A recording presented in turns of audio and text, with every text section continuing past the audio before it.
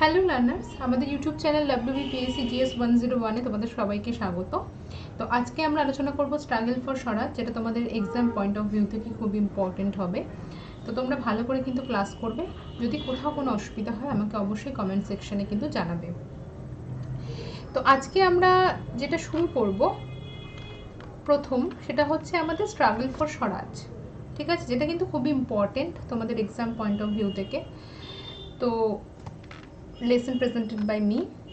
First আমরা struggle for Swaraj বা স্বরাজের যে ডিমান্ডটা ছিল, এটা ছিল স্বদেশী মুভমেন্টের সময় 1906-এ আমরা জানি যে 4টে ডিমান্ড ছিল: স্বদেশী, স্বরাজ, ন্যাশনাল এডুকেশন, বয়কট। এই 4টে ডিমান্ড এক্সট্রিমিস্টদের, যেখানে 1906 থেকে যে আমাদের প্রেসিডেন্টশিপ ছিল আইএনসি, তো সেটা নিয়ে আমরা জানি যে একটা কন্ট্রোভার্সি হয় এক্সট্রিমিস্ট মডারেটদের মধ্যে, যেখানে মডারেট লিডার দাদাভাই নওরোজি প্রেসিডেন্ট ছিলেন। তো উনি অ্যাডপ্ট করেছিলেন এই 4টে আইডিওলজিকে ভারতীয়দের, এক্সট্রিমিস্টদের। তো যেখানে আমরা দেখতে পাই কি, যেখানে এই যে স্বরাজ যে চেতনাটা বা স্বরাজ যেটা ডিমান্ডটা কিন্তু এক্সট্রিমিস্টদের ছিল, এবং আমরা জানি যে তখন সাউথ আফ্রিকাতে কিন্তু গান্ধীজির মুভমেন্ট, ঠিক আছে, তো সেখানে রেসিয়াল ডিসক্রিমিনেশনের এগেনস্টে তিনি কিন্তু লড়াই করছেন। তো এই যে স্বদেশী স্বরাজ যেটা, সেটা কিন্তু উনি অ্যাডপ্ট করেছিলেন স্বদেশী মুভমেন্ট থেকে, কারণ ওই সময় কিন্তু ভারতবর্ষে কী চলছে, স্বদেশী মুভমেন্ট চলছে। তো এখানে আমরা যেটা দেখতে পাচ্ছি যে স্ট্রাগল ফর স্বরাজ, এটা খুব ইম্পর্টেন্ট। এই যে এরাটা 1919 থেকে 1927, এটা হচ্ছে গান্ধিয়ান এরাতে পড়ে। তো যখন গান্ধিয়ান এরাতে পড়ে, আমাদের এখানে বুঝতে হবে যে এখানে পয়েন্ট কী কী আছে, এগুলো আমাদের জানতে হবে।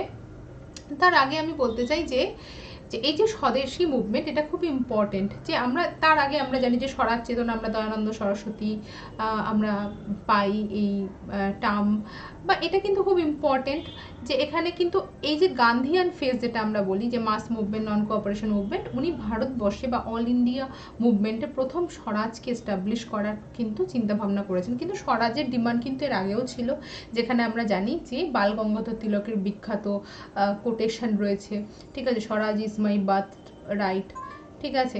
তো এই জায়গাটা, স্বরাজ আমার জন্মগত অধিকার, I shall have it.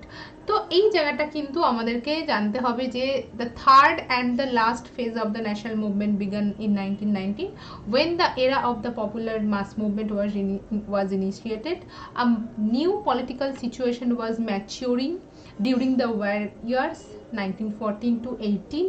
The nationalism had gathered its forces, and the nationalists were expecting major political gains after the war, and they were willing to fight back if their expectation were thwarted. The economic situation in the post-war years had taken a turn worse. আমরা জানি যে 14 থেকে 18 যুদ্ধ চলে। তো যখন যুদ্ধ একটা শর্ত সাপেক্ষ ছিল, যেখানে ভারতীয়রা ব্রিটিশদের সহযোগিতা করবে, ব্রিটিশরা যুদ্ধ আনতে ভারতীয়দের দেখবে, ঠিক আছে, তাহলে এটা কিন্তু আমাদেরকে দেখতে হবে। The first world war gave a tremendous impetus to nationalism all over Asia and Africa. The major impetus to the national movement was given by impact of the Russian Revolution. এবং আমরা জানি রাশিয়ান রেভলিউশন ছিল যত nationalist আরও বেশি energy বা তাদেরকে encourage করে ন্যাশনাল মুভমেন্টকে। তার কারণ রাজতন্ত্রের অবসান, সমাজতন্ত্রের প্রতিষ্ঠা। সমাজতন্ত্র মানে কি? সোশ্যালিজম, যেখানে সমাজের মধ্যে আভিজাত্য, বুর্জুয়া এবং লোয়ার ক্লাস প্রত্যেকে ইকুয়াল ট্রিট পাবে গভর্নমেন্টের কাছে। যে গভর্নমেন্ট তৈরি হবে কি হিসাবে? By the people, for the people, of the people. তাহলে এটা ছিল কিন্তু একটা ন্যাশনালিস্টদের কাছে সব থেকে বড় প্রমাণ।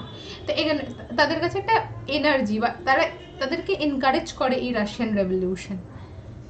তো আমরা জানি যে 17-এর পর থেকে আমাদের এই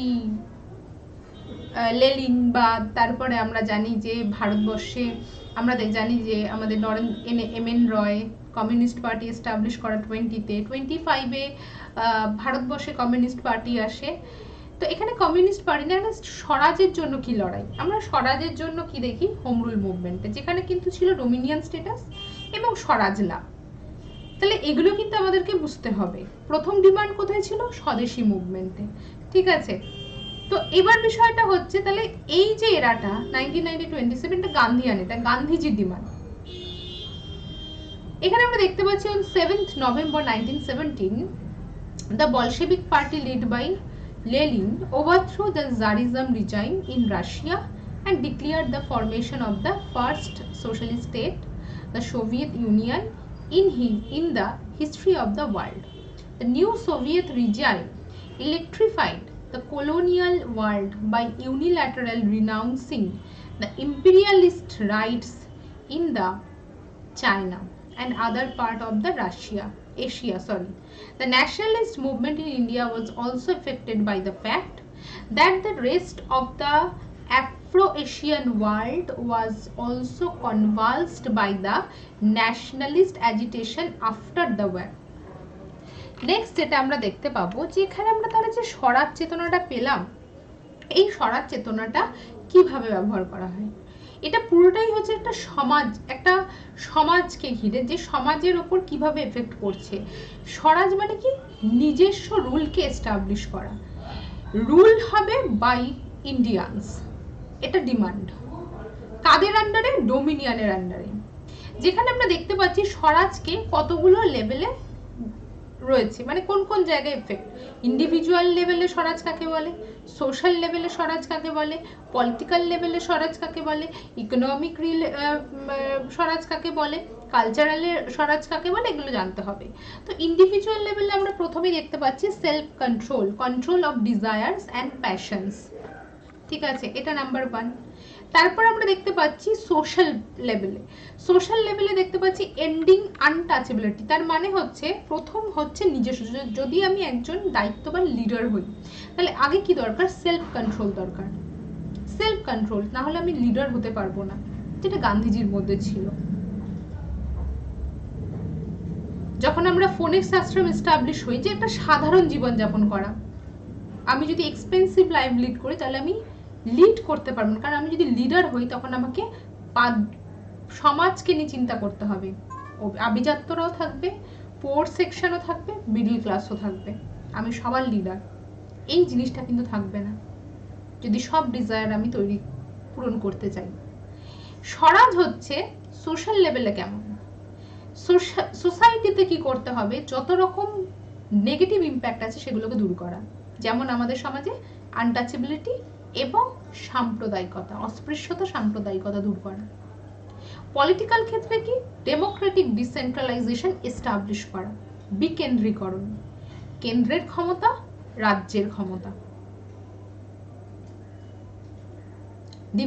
পাওয়ারকে ডিভিশন। বিকেন্দ্রীকরণ মানে কি, কেন্দ্রীকরণ মানে হচ্ছে পাওয়ার সেন্ট্রালাইজ, বিকেন্দ্রীকরণ মানে হচ্ছে পাওয়ার ডিভিশন অফ পাওয়ার্স সেন্ট্রাল এবং স্টেট গভর্নমেন্টের মধ্যে। ইকোনমিক পারপাসে কি, প্রোডাকশন বাই মাসেস, কিসের ওপর জোর দেওয়া, কি production, cottage industry and land to tillers. Culture as our identity, accept good thing from all culture and religion. সাংস্কৃতিক দিক থেকে সমস্ত ধর্ম থেকে ভালোটাকে গ্রহণ করা এবং সংস্কৃতির উন্নয়ন ঘটানো, কুপ্রথা কুসংস্কারকে দূর করা, এগুলো কিন্তু আমাদেরকে জানতে হবে। এবার আমরা মন্টেগু চেমসফোর্ড রিফর্মস পড়ব। পরিস্থিতি কখন আসে, ইন্ট্রোডিউস হয় মন্টেগু চেমসফোর্ড বিল 1917, অ্যাক্ট হয়ে আসে কবে, 1919। তাহলে এখানে পারপাস কি ছিল, এটাকে কি বলা হয়, মন্টেগু চেমসফোর্ড রিফর্মসকে অ্যাডমিনিস্ট্রেটিভ রিফর্মস বলা হয়। যুদ্ধ পরবর্তী পরিস্থিতিকে কন্ট্রোল করার জন্য গভর্নমেন্টের তরফ থেকে ভারতীয়দের জন্য কিছু পদক্ষেপ আনা হয়, যেমন প্রভিন্সিয়াল লেজিসলেটিভ কাউন্সিলের সংখ্যা বাড়ানো, ইন্ডিয়ানদের ডাইরেক্ট ইলেকশন ব্যবস্থা করা 10%, ডায়ার্কি সিস্টেম আনা, যার মাধ্যমে প্রভিন্সগুলোকে বা প্রভিন্সিয়াল গভর্নমেন্টকে সেপারেট সাবজেক্ট প্রোভাইড করা, তাদের নিজস্ব সাবজেক্ট থাকবে যেখানে তাদের নিজস্ব অধিকার থাকবে, এবং ভারতীয়দের এখানে অ্যাডভাইস, যেটাকে আমরা বলি আলাপ আলোচনা করা, বিভিন্ন রকম বিল রিলেটেড সেগুলো করা। কিন্তু বিল আটকে দেওয়া, এই সমস্ত অধিকার কিন্তু একমাত্র হাতে থাকবে ভাইসরয়। তাদের অ্যাডভাইস হচ্ছে, তারা অ্যাডভাইস করতে পারবে, সেটা হচ্ছে অপশনাল, ঠিক আছে? তাদের কথার উপর বেস করে কোনো রকম আন্দোলন বন্ধ হয়ে যাবে না। Response of nationalist, INC condemn the reforms as disappointing. INC দেখলেন যে এখানে যেটা দেওয়া হয়েছে, এই যে ডায়ার্কি, যেটা প্রভিন্সকে আলাদা সাবজেক্ট দেওয়া হয়েছে, প্রভিন্সকে গুরুত্ব দেওয়া হয়েছে, ইন্ডিয়ানদের সংখ্যা বাড়ানো হয়েছে, আবার সেপারেট ইলেকটোরেট, যেখানে কংগ্রেস প্রথম থেকেই সেপারেট ইলেকটোরেটের বিরোধিতা করে এসেছে 1909 থেকে। লখনৌ প্যাক্টে সেপারেট ইলেকটোরেট অ্যাকসেপ্ট করেছিল 1916-এ, কিন্তু এখানে সেপারেট ইলেকটোরেটকে আরো সেকশনের মধ্যে বাড়ানো হয়। শিখ, অ্যাংলো ইন্ডিয়ান, ঠিক আছে, খ্রিস্টান, এদেরকে আরো কি করা হয়, বাড়ানো হয়। তাহলে এগুলো কিন্তু আমাদেরকে মনে রাখতে হবে। তো ডায়ার্কি সিস্টেমের দ্বারা আমরা দেখতে পাচ্ছি যে এখানে আলটিমেট ভারতীয়দের যে ডিমান্ড ছিল, সেখানে তাদের আলটিমেট কোনো পাওয়ারই দেওয়া হয়নি, ঠিক আছে? তো এই মন্টেগু চেমসফোর্ড রিফর্মসকে আইএনসি মানেনি, এক পক্ষ। আইএনসির মধ্যেই আবার আরেক পক্ষ, সুরেন্দ্রনাথ ব্যানার্জি, আমরা জানি, তো তারা কিন্তু সাপোর্ট করছে, তার জন্য তারা কংগ্রেস থেকে বেরিয়ে গেল। আমরা জানি সেকেন্ড স্প্লিট হলো এখানে, ঠিক আছে? আর থার্ড স্প্লিট হবে যখন নেহেরু রিপোর্ট আসবে। তো আমরা দেখতে পাচ্ছি সেকেন্ড স্প্লিট হলো এখানে। The evolution, the governor could overrule the ministries on any ground that he considered special. The legislature had virtually no control over the governor general and his executive council. The central government had restrict control over the provincial government. তাহলে এই জায়গাটা কিন্তু মনে রাখতে হবে। এটাই কেন মানবে, দেখো, the governor could overrule the ministries on any ground, তাহলে পাওয়ারটা কোথায় রয়েছে মিনিস্ট্রিসে?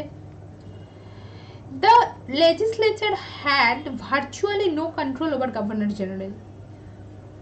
গভর্নর জেনারেল এখানে আলটিমেট পাওয়ার দেওয়া হয়েছে governor জেনারেলকে। The central government had restrict control over the provincial government. তাহলে এগুলো কিন্তু আমাদেরকে মনে রাখতে হবে। এবার আমরা যখন রাওলাট অ্যাক্ট পড়ব, খুব ইম্পর্টেন্ট, রাওলাট অ্যাক্ট যখন আমরা পড়বো, তো এখানে আমরা কি পড়বো, রাওলাট অ্যাক্ট কি ছিল? তো আমরা দেখতে পাচ্ছি legislation passed by the Imperial Legislative Council.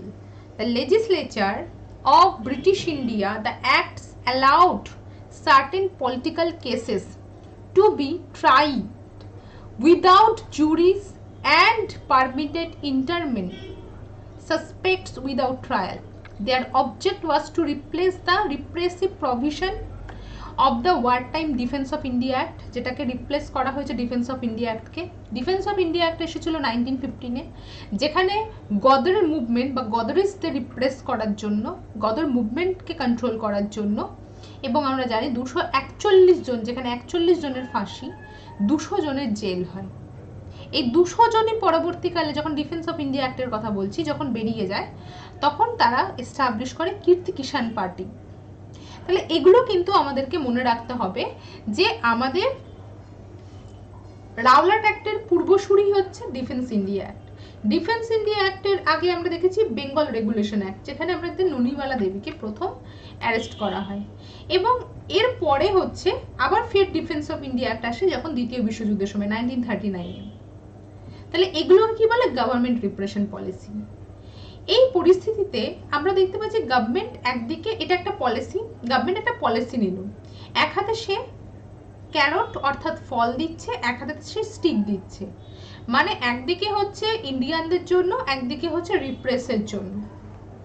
তাহলে এই জায়গাটা কিন্তু আমাদের খুব ভালো করে মনে রাখতে হবে যে তাহলে রাওলাট অ্যাক্ট এমন একটা অ্যাক্ট যেখানে ন্যাশনাল মুভমেন্টকে, কারণ 1918-এর পর যুদ্ধ পরবর্তী সময় ইন্ডিয়ার ইকোনমিক সিচুয়েশন খুবই খারাপ হয়, প্রত্যেকটা রেভিনিউ বাড়িয়ে দেওয়া হয়, ন্যাশনাল মুভমেন্ট বাড়তে শুরু করে। তার কারণ এখানে যারা ব্রিটিশ গভর্নমেন্টের যে ব্যবহার ছিল ভারতীয় আর্মিদের ওপরে, একটা সেকশন যেখানে আমরা দেখি ভারতীয় আর্মি ন্যাশনালিস্ট মুভমেন্টে যোগদান করছে, কারণ ব্রিটিশ গভর্নমেন্টের থেকে তারা সেরকম ট্রিট পেয়েছে। তা তার মানে আমরা কি দেখতে পাচ্ছি, উইদাউট ট্রায়াল যে কোনো ব্যক্তিকে সন্দেহ হলে ধরে রাখতে পারে, ঠিক আছে, ট্রায়াল করে কোনো রকম এভিডেন্স তার সব পক্ষে গ্র্যান্ট করবে না গভর্নমেন্ট, ঠিক আছে, ট্রায়াল হতে পারে, আবার উইদাউট ট্রায়ালে করতে সন্দেহ হলেই তাকে অ্যারেস্ট করতে পারে, ঠিক আছে, সন্দেহভাজন যে কোনো ব্যক্তিকে। তো এখানে আমরা দেখতে পাচ্ছি যে 18-এ আমরা দেখি যে রাওলাট নাম কেন হয়েছে, সিডনি রাওলাটের নাম অনুসারে রাওলাট নাম হয়েছে, ঠিক আছে। এবং এখানে আমরা কি দেখতে পাচ্ছি যে in March 1919 it was the Rowlatt Act, even though every single Indian member of the Central Legislative Council opposed it. This act authorized the government to imprison any person without trial. Unrest spread in the country. The powerful agitation against act rose. During this agitation, a new leader, Mohandas Karamchand Gandhi, took common national movement. তো এই act আসার পরই আমরা দেখি যে সত্যাগ্রহ শুরু করলো, গান্ধীজির এবার আন্দোলন শুরু হচ্ছে। তো satyagraha against the Rowlatt act, এটা খুব ইম্পর্টেন্ট। তো আমরা এখানে দেখতে পাচ্ছি যে Gandhiji on 26 February he issue a open letter ইন্ডিয়ানদের, যে রাওলাটের বিরুদ্ধে প্রতিবাদ করেন, যে প্রতিবাদ সত্যাগ্রহ শুরু হবে সেখানে সমস্ত ভারতীয়দের তিনি ডাক দিয়েছেন যোগদান করার জন্য, বয়কট করার জন্য ব্রিটিশ গভর্নমেন্টের সাথে কোনো রকম সহযোগিতা করবো না আমরা, এগুলো কিন্তু মনে রাখতে হবে। তাহলে শুরু হয়েছে হরতাল কোথা থেকে, 6 এপ্রিল বম্বে। এই রাওলাট অ্যাক্টটি পরোক্ষভাবে দায়ী জালিয়ানওয়ালাবাগের জন্য। কিভাবে? রাওলাট অ্যাক্ট, তার জন্যই অ্যারেস্ট করা হয় গান্ধীজি এবং তার সহ দুইজন ডক্টর সত্যপাল এবং সৈফুদ্দিন কিচলুকে। এই প্রতিবাদে বৈশাখী পূর্ণিমা একটা ছোট্ট উদ্যানে জালিয়ানওয়ালাবাগে মিটিং হয়। এবং যেহেতু আমাদের তখন পাঞ্জাবে আমাদের এমার্জেন্সি সিচুয়েশন, সেখানে 4-5 একসাথে জমায়েত হয় ইলিগাল কাজ, তো সেখানে এতজন ব্যক্তি একসাথে একটা জায়গায় 379 জন এক জায়গায় জমায়েত হয়েছে প্রতিবাদ মিছিলে, তো সেখানে ওপেন ফায়ারের অর্ডার দিয়েছে এবং সেখানে কিন্তু গোর্খা রেজিমেন্ট ছিল ব্রিটিশদের। এগুলো কিন্তু খুব ভালো করে কিন্তু পড়তে হবে, ঠিক আছে। তাহলে মাইকেল ডায়ার কে ছিলেন? লিউটেন্যান্ট গভর্নর এবং কমান্ডার তো অবশ্যই। জালিয়ানওয়ালাবাগ ঘটনাতে কি হয় দেখো, the government was determined to suppress the mass agitation. Gandhiji gave a call for a mighty hartal 6 April 1919. The people respond with a unprecedented enthusiasm. A large but unarmed crowd gathered 13th April 1919 at Amritsar in Jallianwala Bagh to protest against arrest of this leader Saifuddin Kichlu, Dr. Satyapal. General Dyer, the military commander of Amritsar, decide to terrorize the people Amritsar and complete submission, মানে পুরোপুরি আতঙ্ক মুক্ত করবে অমৃতসরকে, পুরো পাঞ্জাবকে ঠান্ডা করতে হবে। তার জন্য ওনার অনেকে বলে যে এখানে বিষয়টা কি ছিল, এখানে ফায়ারিং করার মানে কি? ফায়ারিং করার মানে হচ্ছে যে ন্যাশনালিজমের মনের মধ্যে একটা আতঙ্ক ছড়িয়ে দেওয়া, ঠিক আছে। তো 1000 যেখানে ওপেন ফায়ারিং করা হয়, এটা কিন্তু আমাদের প্রশ্ন দেয় যে প্রধান কারণ কি ছিল। প্রধান কারণ ছিল যে একটা ভয় জাগানো মানুষের মনে, যাতে এরকম না হয়, এবং পুরো পাঞ্জাবকে ঠান্ডা করা, ন্যাশনাল মুভমেন্ট বন্ধ করা। তাতে কি হয়, তাতে আরও বেড়ে যায় এবং শেষ পর্যন্ত হান্টার কমিশন বসে এবং জেনারেল ডায়ারকে কিন্তু পাঠিয়ে দেওয়া হয়। আর এই জেনারেল ডায়ারকে এত বছর পর, প্রায় 20 বছর পর মারবে আমাদের উধম সিং 1940-তে, ঠিক আছে।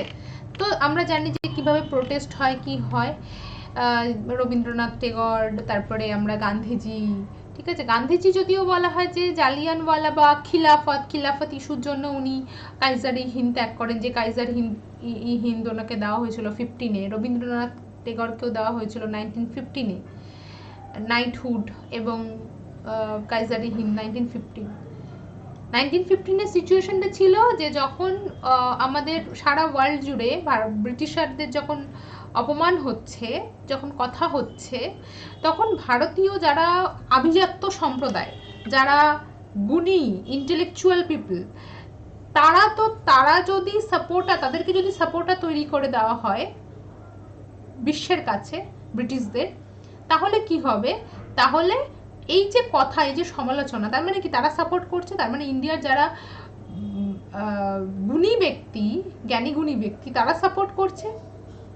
এটার জন্য কি করা হয়েছিল, যত লিডার যারা ছিলেন বা যারা জ্ঞানীগুণী ব্যক্তি ছিলেন, যারা স্কলার ছিলেন, তাদেরকে সম্মান করা হচ্ছে এই সাপোর্টটার জন্য। এবং ওয়ার্ল্ডের কাছে এটা একটা পলিটিক্স ছিল ব্রিটিশদের, এবং সেই সমস্ত টাইটেল কিন্তু ছেড়ে দেয় এই ঘটনা, এই ঘৃণ্যতম অপরাধের ফলে। ঠিক আছে, তো যাই হোক, আজকে আমাদের আলোচনা এইটুকু পর্যন্ত। আগামী দিন আমরা খিলাফত দিয়ে শুরু করব, ঠিক আছে, নেক্সট ক্লাসে। যার যেখানে সমস্যা হবে আমাকে অবশ্যই জিজ্ঞাসা করবে। প্রত্যেকে কিন্তু চ্যানেলকে সাবস্ক্রাইব করো, বেল আইকন প্রেস করো, কারণ কোন কোন দিন কি ক্লাস হবে নোটিফিকেশনের জন্য বেল আইকন দরকার। লেসন ভালো লাগলে থামস আপ দিও, ঠিক আছে, লাইক করো, আর অবশ্যই কমেন্টে জানিও কেমন লাগলো ক্লাস। থ্যাংক ইউ, নেক্সট ক্লাসে দেখা হবে, আর শেয়ার করো ক্লাসকে। Thank you.